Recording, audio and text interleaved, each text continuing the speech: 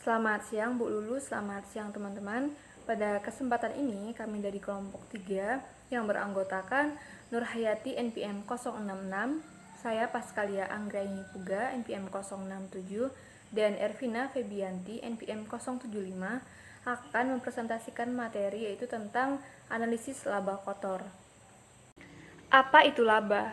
Kata laba itu sendiri pasti sudah tidak asing lagi bagi teman-teman semua, di mana laba atau keuntungan merupakan salah satu tujuan utama perusahaan dalam menjalankan aktivitasnya, yang dimana pihak manajemen selalu merencanakan besar perolehan laba setiap periode yang ditentukan melalui target yang harus dicapai. Dan penentuan target besarnya laba ini penting guna mencapai tujuan perusahaan secara keseluruhan. Dan penentuan target laba itu sangat penting agar para manajemen perusahaan itu termotivasi untuk bekerja secara maksimal dalam mengelola sumber daya yang dimilikinya. Dan laba yang diperoleh perusahaan itu nanti akan digunakan untuk berbagai kepentingan oleh pemilik dan manajemen, di mana laba akan digunakan untuk meningkatkan kesejahteraan pemilik dan karyawan atas jasa yang diperolehnya. Dan laba juga akan digunakan sebagai penambahan modal dalam rangka meningkatkan kapasitas produksi atau untuk melakukan perluasan pemasaran ke berbagai wilayah. Sebaliknya, apabila target laba tidak diperoleh, maka akan berdampak cukup serius bagi perusahaan, baik dalam jangka pendek dan jangka panjang. Oleh karena itu, bagi semua pihak yang terlibat dalam perusahaan, diharuskan bekerja keras untuk memperoleh dan meningkatkan laba yang telah ditargetkan sebelumnya. Dalam praktiknya, laba yang diperoleh perusahaan itu terdiri dari dua macam. Yang pertama, laba kotor dan laba bersih. Laba kotor artinya laba yang diperoleh sebelum dikurangi biaya-biaya yang menjadi beban perusahaan. Sedangkan laba bersih itu adalah laba yang telah dikurangi biaya-biaya yang merupakan beban perusahaan dalam suatu periode tertentu, termasuk pajak. Penyebab besar kecilnya perolehan laba kotor yang didapat setiap periode itu perlu dilakukan analisis lebih lanjut. Kenapa? Karena penting guna mengetahui dan memahami penyebab terjadinya perolehan laba kotor tersebut. Dan kemudian akan digunakan untuk memutuskan tindakan apa yang harus dilakukan ke depannya. Analisis ini dikenal dengan nama analisis laba kotor. Analisis laba kotor. Secara umum, pengertian dari analisis laba kotor adalah analisis yang digunakan untuk mengetahui jumlah laba kotor dari periode ke satu periode, serta sebab-sebab berubahnya laba kotor tersebut antara dua atau lebih periode.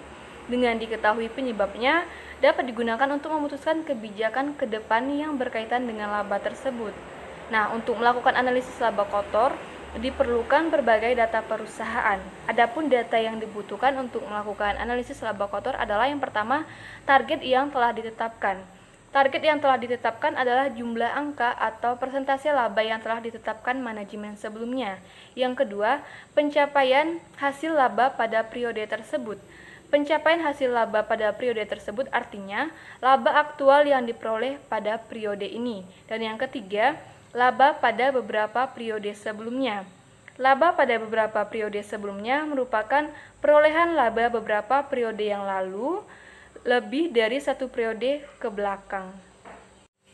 Yang selanjutnya, faktor-faktor yang memengaruhi laba kotor.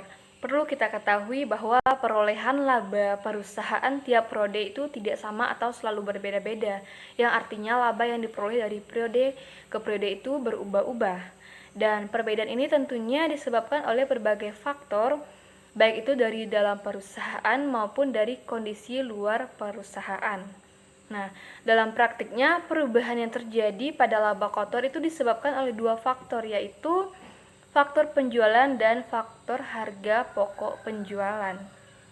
Nah, penjualan ini maksudnya adalah jumlah omset barang atau jasa yang dijual, baik dalam unit ataupun dalam rupiah. Nah, besar kecilnya penjualan ini itu sangat penting bagi perusahaan sebagai data awal dalam melakukan analisis. Nah, penjualan ini dipengaruhi oleh dua faktor, yaitu faktor harga jual dan faktor jumlah barang yang dijual. Harga jual itu adalah harga persatuan atau unit atau per kilogram atau lainnya produk yang dijual di pasaran. Sedangkan jumlah barang yang dijual itu maksudnya adalah banyaknya kuantitas atau jumlah barang atau volume yang dijual dalam suatu periode. Baik, sekian presentasi dari saya. Untuk materi selanjutnya akan dijelaskan oleh rekan kami. Terima kasih. Baik, saya Nurhayati NPM 066 akan melanjutkan presentasi.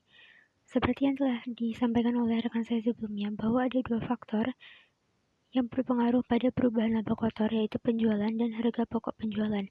Harga pokok penjualan sendiri merupakan harga barang atau jasa dari harga bahan baku yang akan diolah menjadi barang jadi, ditambah dengan biaya terkait pengolahan tersebut. Nah, harga pokok penjualan ini akan menjadi dasar untuk menentukan harga jual dari produk ke konsumen. Harga pokok penjualan sendiri dipengaruhi oleh dua faktor. Yang pertama yaitu harga pokok rata-rata dan juga jumlah barang yang dijual. Ketika harga pokok rata-rata naik, maka laba kotor dapat turun, dan juga ketika harga pokok rata-rata turun, maka laba kotor dapat naik. Dan mengenai jumlah barang yang dijual, jika jumlah atau penjualan meningkat, kemungkinan perusahaan akan mampu meningkatkan laba kotornya, sementara ketika penjualan menurun, maka laba kotor perusahaan juga akan turun. Di sini ada 3 faktor yang menyebabkan terjadinya perubahan laba kotor. Yang pertama yaitu berubahnya harga jual yang dianggarkan dengan harga jual pada periode sebelumnya. Yang kedua, berubahnya jumlah kuantitas barang dijual, yang artinya terjadi perubahan volume penjualan yang dianggarkan dengan volume penjualan pada periode sebelumnya. Dan yang ketiga, berubahnya harga pokok penjualan, yaitu terjadi perubahan harga pokok penjualan dari yang dianggarkan dengan harga pokok penjualan pada periode sebelumnya. Di sini kita akan mencoba menguraikan faktor yang ketiga yang menyebabkan terjadinya perubahan laba kotor, yaitu berubahnya harga pokok penjualan. Nah, perubahan harga pokok penjualan ini dapat disebabkan karena adanya kenaikan harga pokok penjualan dari sumber utama, berupa kenaikan ataupun penurunan harga bahan baku atau biaya yang dibebankan sebelumnya. Yang kedua, adanya beberapa faktor penyebab, yaitu harga bahan baku, upah tenaga kerja, dan juga kenaikan harga secara umum, yang nantinya akan mempengaruhi harga jual persatuan. Dan ketika harga tidak dinaikkan, maka hal ini dapat mengurangi persentase keuntungan dan akan menurunkan laba kotor perusahaan. Seperti contoh, yaitu terjadinya perubahan harga jual yang tinggi akan mengakibatkan kemungkinan turun jumlah barang yang dijual, yang disebabkan oleh kemungkinan konsumen itu akan berpindah ke produk yang lain yang harganya relatif murah dibandingkan dengan produk yang mengalami perubahan harga jual menjadi harga yang lebih tinggi daripada harga sebelumnya. Atau hal ini juga dapat menyebabkan kemungkinan konsumen akan menunda atau mengurangi jumlah pembelian daripada jumlah pembelian pada periode sebelumnya. Faktor ketiga yang mempengaruhi harga pokok penjualan yaitu adanya ketidakefisienan dalam memproduksi barang atau jasa, atau menjual barang yang berakibat terjadinya pemborosan. Misalnya, ketika suatu perusahaan pengiriman pesanan melakukan pengiriman secara tidak tepat waktu, maka hal ini akan mempengaruhi penjualan. Dan ketika perusahaan juga menggunakan atau memakai bahan baku, itu terjadi pemborosan, sehingga nantinya menyebabkan ada biaya yang tidak perlu, tetapi karena adanya pemborosan dan ketidakefisien pemakaian bahan baku ini, maka biaya-biaya yang seharusnya tidak perlu dikeluarkan itu harus terpaksa keluar, yang nantinya akan menjadi beban dan akan berpengaruh pada harga pokok penjualan, karena hal ini akan menentukan harga bahan baku dan juga biaya-biaya terkait pengolahan bahan baku menjadi barang jadi tersebut. Dan juga faktor yang paling fatal, yaitu adanya unsur kecurangan dari pihak manajemen perusahaan yang bermain dengan pihak lain, yang biasanya ini diakibatkan oleh pihak ketiga. Maksud dari unsur kecurangan dari pihak manajemen ini, ketika mereka menganggarkan dana atau biaya yang digunakan untuk memproduksi suatu barang, mereka ini melakukan kecurangan dengan mengubah angka-angka dari biaya yang nantinya dapat menimbulkan ketidakefisien biaya, dan juga biaya-biaya yang tidak perlu itu dicatat sehingga nanti akan berpengaruh pada harga barang volume penjualan, keuntungan yang diperoleh, dan juga laba kotor dari perusahaan. Assalamualaikum warahmatullahi wabarakatuh. Saya Arvina Brianti, NPM 075, akan melanjutkan presentasi dari teman saya. Nah, di sini adalah manfaat untuk analisis laba kotor. Nah, di sini ada 9 manfaat. Yang pertama adalah untuk mengetahui penyebab turunnya harga jual. Nah, dengan diketahuinya penyebab naik turunnya harga, nah pihak manajemen itu akan dapat memprediksi nih berbagai hal seperti terkait dengan penentuan harga jual ke depannya dan target harga jual yang lebih realistis. Lalu untuk yang kedua yaitu untuk mengetahui penyebab naiknya harga jual. Nah, faktor naiknya harga jual itu dapat berasal dari dalam maupun berasal dari luar perusahaan. Nah, dari dalam itu seperti misalnya itu kenaikan biaya-biaya, dan untuk yang dari luar itu seperti misalnya itu pesaing sejenis itu menaikkan harga jualnya dan manajemen itu akan ikut pula menaikkan harga jualnya. Lalu yang ketiga manfaatnya adalah untuk mengetahui penyebab turunnya harga pokok penjualan. Nah, penurunnya harga pokok penjualan itu akan membuat perusahaan itu berusaha lebih keras agar lebih efisien dibanding dengan pesaing. Jika tidak, perusahaan itu akan memiliki beban biaya yang dianggarkan itu akan ikut memengaruhi nilai perolehan penjualan ke depannya. Lalu yang keempat adalah untuk mengetahui penyebab naiknya harga pokok penjualan. Penyebab naiknya harga pokok penjualan itu sangat penting untuk diketahui oleh perusahaan karena diketahuinya pada penyebab naiknya harga pokok penjualan, perusahaan itu pada akhirnya akan mampu menyesuaikan dengan harga jual dan biaya-biaya lainnya. Nah, biasanya penyebab utama naiknya harga pokok penjualan itu adalah karena dari pihak luar perusahaan, sehingga mau tidak mau kita sebagai pihak perusahaan itu harus menyesuaikan diri. Lalu yang kelima adalah sebagai bentuk pertanggungjawaban bagian penjualan sebagai akibat naiknya harga jual. Nah, di sini pihak-pihak yang memang seharusnya bertanggung jawab apabila terjadi kenaikan atau penurunan harga jual. Lalu yang keenam itu sebagai bentuk pertanggungjawaban bagi produksi akibat naik turunnya harga pokok.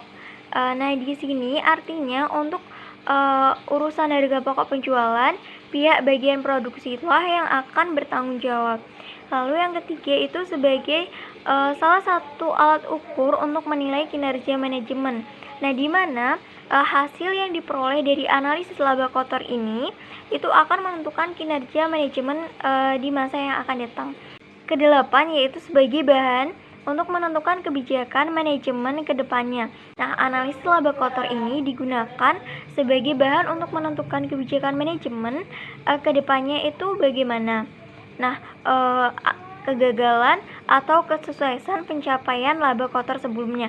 Nah, jika berhasil, manajemen itu mungkin sekarang itu akan mempertahankan nih, atau bahkan mereka itu sudah dipromosikan. Nah, tapi jika gagal maka manajemen tersebut akan digantikan dan dibubarkan seperti itu. Dan yang kesembilan adalah manfaat lainnya. Pada slide berikutnya yaitu ada perencanaan laba kotor.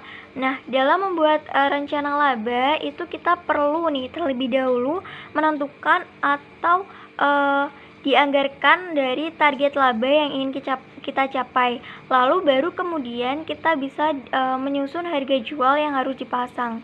Nah, di sini penyusunan rencana anggaran yang akan dijalankan oleh perusahaan itu haruslah mempertimbangkan berbagai faktor. Nah, faktor-faktor tersebut itu seperti yang pertama, itu ada volume penjualan tahun sebelumnya. Lalu yang kedua itu harga jual periode sebelumnya. Lalu yang ketiga itu ada kecenderungan permintaan terhadap produk yang ditawarkan dari tahun ke tahun. Lalu yang keempat itu ada kondisi pesaing baik lokal maupun internasional. Lalu yang kelima itu adalah kecenderungan inflasi secara umum, keenam yaitu kondisi perekonomian pemerintah dan masyarakat, Lalu ketujuh adalah kecenderungan perubahan selera masyarakat. Dan yang kedelapan yaitu budget promosi yang dianggarkan. Dan yang terakhir adalah pertimbangan lainnya. Di sini kelompok kami mengambil kasus analisis laba kotor sebagai alat untuk menentukan naik turunnya harga jual pada Kmart Superstore Kota Gorontalo. Nah, Kmart Superstore merupakan salah satu toko yang ada di Kota Gorontalo yang menjual berbagai macam produk yakni barang harian, pakaian, dan lain-lain. Dan toko ini sering atau ramai dikunjungi oleh banyak kalangan, mulai dari anak hingga dewasa. Dan dalam penentuan harga jual dari beberapa sampel itu diambil dengan melihat laporan laba rugi Kmart Superstore selama periode 5 tahun yakni tahun 2013 sampai tahun 2017. Dan Kmart ini merupakan perusahaan dagang yang menjual kurang lebih 64.607 produk. Maka dalam analisis ini atau pada kasus ini tuh hanya akan ada 10 produk Indofood untuk dijadikan sebagai sampel. Nah, untuk nama barangnya dan harga jualnya teman-teman bisa melihat pada tabel daftar rekapitulasi harga jual. Dan perusahaan Kmart tidak menetapkan anggaran penjualan pada masa mendatang. Jadi pada kasus ini hanya diambil satu metode saja, yakni metode tahun dasar sebagai alat untuk menganalisis laba kotor dengan membandingkan antara tahun 2013 dengan tahun 2014, tahun 2014 dengan tahun 2015, tahun 2015 dengan tahun 2016, serta tahun 2016 dengan tahun 2017. Selanjutnya, analisis laba kotor Sanbisi beras merah 8 dikali 20 gram tahun 2013 sampai tahun 2017, di mana dalam tabel daftar perubahan laba kotor Sanbisi beras merah tahun 2013 sampai tahun 2014 dapat kita lihat tahun 2014 jika dibandingkan dengan tahun 2013 itu menunjukkan adanya kenaikan dalam penjualan yaitu sebesar Rp124.000 dan kenaikan harga pokok penjualan sebesar Rp119.700 sehingga mengalami kenaikan laba kotor yaitu sebesar Rp4.300. Dan kenaikan tersebut disebabkan oleh beberapa faktor. A. Faktor harga penjualan dengan rumus jumlah produk yang dijual sesungguhnya dikali harga jual yang sesungguhnya dikurang harga jual pada tahun sebelumnya. 152 dikali 5.750 dikurang 5.000 hasilnya Rp114.000. B. Faktor jumlah kuantitas penjualan dengan rumus harga jual pada tahun sebelumnya dikali jumlah produk yang dijual sesungguhnya dikurang jumlah produk yang dijual pada tahun sebelumnya. 5.000 dikali 152 dikurang 150 sama dengan Rp10.000. C. Faktor harga pokok per unit dengan rumus jumlah produk yang dijual sesungguhnya dikali harga pokok penjualan yang sesungguhnya dikurang harga pokok penjualan pada tahun sebelumnya. 152 dikali 5.100 dikurang 4.370 sama dengan Rp110.960. Dan D. Faktor kuantitas harga pokok dengan rumus harga pokok penjualan pada tahun sebelumnya dikali jumlah produk yang dijual sesungguhnya dikurang jumlah produk yang dijual pada tahun sebelumnya. 4.370 dikali 152 dikurang 150 sama dengan Rp8.740. Nah, di sini ada tabel laporan perubahan laba kotor Sanbisi beras merah tahun 2013 sampai tahun 2014. Dan berdasarkan laporan perubahan laba kotor ini pada tahun 2013 sampai tahun 2014 terjadi kenaikan harga jual sebesar Rp114.000, kenaikan kuantitas penjualan sebesar Rp10.000, kenaikan harga pokok sebesar Rp110.960 dan kenaikan kuantitas harga pokok sebesar Rp8.740. Dan dari kenaikan tersebut itu memicu kenaikan laba kotor sebesar Rp4.300. Selanjutnya ada tabel yang menunjukkan daftar perubahan laba kotor Sanbisi beras merah pada tahun 2014 dan tahun 2015. Berdasarkan tabel tersebut, dapat dilihat bahwa pada komponen penjualan bersih, mengalami kenaikan menjadi Rp56.000 dan pada komponen harga pokok penjualan juga mengalami kenaikan sebesar Rp54.050, sehingga laba kotor dari Sanbisi beras merah mengalami kenaikan sebesar Rp1.950. Hal ini karena terjadi peningkatan pada jumlah barang yang dijual, harga persatuan, dan juga harga pokok persatuan. Terjadinya kenaikan laba kotor pada Sanbisi beras merah ini juga terjadi karena beberapa faktor. Yang pertama yaitu faktor harga jual yang diperoleh dari jumlah barang yang dijual pada tahun 2015 dikalikan dengan harga persatuan 2015 dikurangi harga persatuan 2014. Selain itu juga ada faktor jumlah kuantitas penjualan, faktor harga pokok per unit, dan juga faktor kuantitas harga pokok. Pada tabel 9 yang menunjukkan rekapitulasi laporan laba rugi pada tahun 2013 sampai tahun 2017, dapat diketahui bahwa laba kotor perusahaan mengalami kenaikan dan juga penurunan, di mana pada tahun 2013 ke tahun 2014 mengalami kenaikan, 2014 ke tahun 2015 juga mengalami kenaikan, pada tahun 2015 ke tahun 2016 mengalami penurunan, dan juga pada tahun 2016 ke tahun 2017 juga mengalami kenaikan pada laba kotor karena adanya perubahan baik berupa kenaikan maupun penurunan pada penjualan bersih, harga pokok penjualan, volume penjualan, dan juga adanya perubahan harga jual. Pada slide selanjutnya yaitu tabel 10 menunjukkan persentase perubahan laba kotor tahun 2014.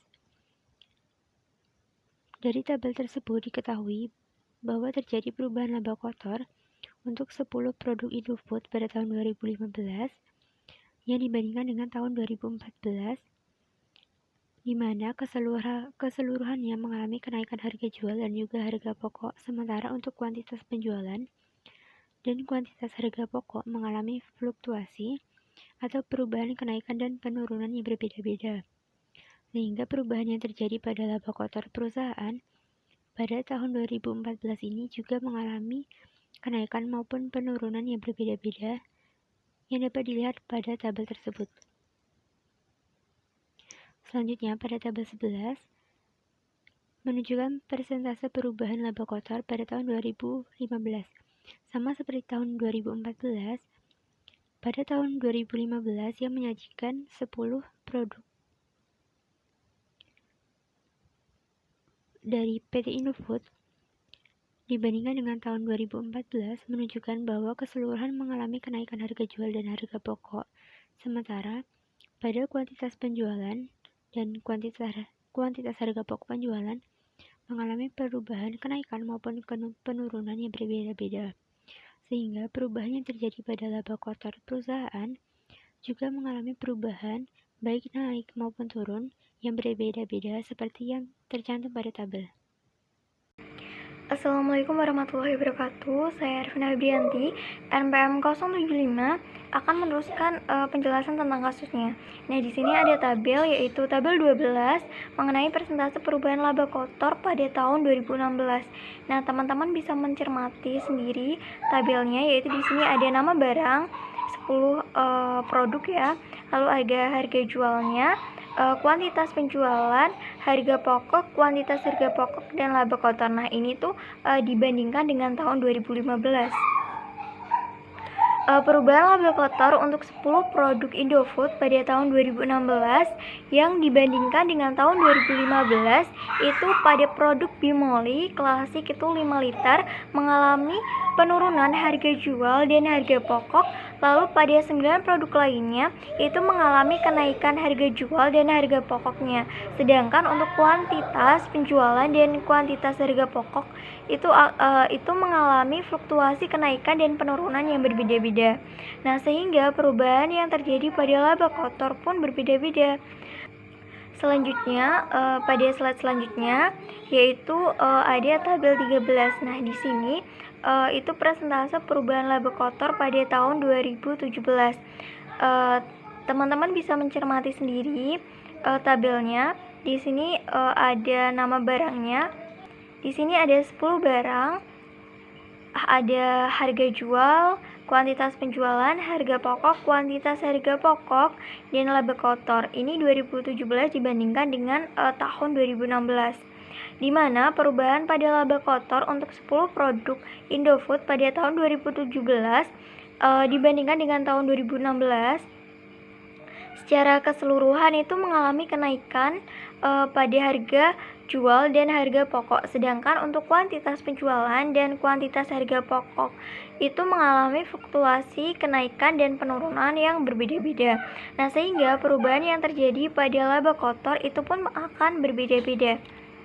Lalu berdasarkan hasil penelitian tersebut, kita bisa menarik kesimpulan, yaitu penyebab turunnya laba kotor pada perusahaan. Nah, itu terjadi karena beberapa faktor. Yang pertama, itu terjadi kenaikan harga pada harga pokok atau harga beli suatu barang yang mengakibatkan naiknya harga jual, yang memungkinkan akan mengakibatkan penurunan pada volume penjualan karena harga jual yang tidak dapat bersaing di pasar. Lalu yang kedua yaitu bertambahnya biaya-biaya operasional perusahaan seperti ongkos pengiriman. Nah, hal ini itu akan memicu kenaikan dari harga jual produk itu sendiri. Lalu yang ketiga itu adalah terdapat beberapa produk yang kurang diminati oleh konsumen, yang nantinya itu akan mengakibatkan terjadinya pemotongan harga jual sehingga akan berdampak pada kenaikan laba kotor. Selanjutnya yaitu kesimpulan. Nah, kesimpulan berdasarkan dari analisis tersebut, kita bisa menarik kesimpulan. Yang pertama, harga jual untuk produk pokok itu mengalami kenaikan harga jual dari tahun 2014 hingga tahun 2017. Nah, sedangkan untuk produk Bimoli klasik yang 5 liter itu mengalami penurunan harga pada tahun 2016 dan kenaikan harga jual itu pada tahun 2014, 15 dan pada tahun 2017. Yang untuk kedua yaitu kuantitas penjualan dan kuantitas harga pokok dari Sun BC beras merah.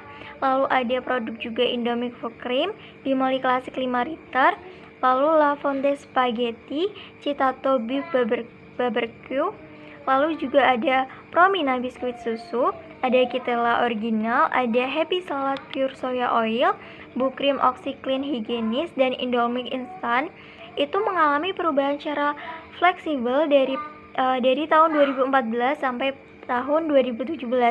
Nah, perubahan kuantitas penjualan ini disebabkan oleh minat konsumen dan harga jual itu sendiri.